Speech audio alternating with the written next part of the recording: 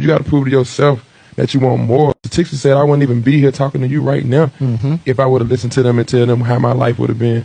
So if you're in the hood right now, you standing on the block every day, them police just riding by, that old lady that's looking at you, just calling the police on you. The people who ride by just looking at you like they ain't nothing, your pants sagging. They think you ain't gonna never be nothing. They think you're gonna be like that for the rest of your life. They still trying to prove to the hood how hard they is, and they end up not making it because they didn't prove to themselves. I changed my mentality. I don't think the same way I was when I was there.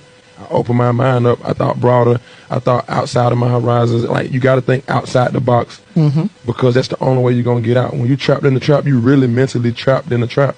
And it's me like, man, I want to make sure my people just know that that's just not the end of your life. Like, if somebody tell you these statistics, this not you, you're going to fight statistics and go to the next level. Like, statistics said I wouldn't even be here talking to you right now if I would have listened to them and tell them how my life would have been. Get over the mentality of being hood and start being conscious of certain things because I just didn't care, you know what I'm saying? So certain things like the success making me care more.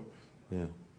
Do you feel like the success is almost something you have to like protect and like yeah, something you have to adjust to, especially coming from a hood where I'm from and just how I'm connected to the hood, you know what I'm saying? It's just like me trying to stay true to my roots. I always stand true to my roots, not caring like the things I'm going through and what they going through right now is like ain't even nothing. There's no comparison. It's like they rather go through what I'm going through than go what they going through. So I get a lot of chance to see it firsthand.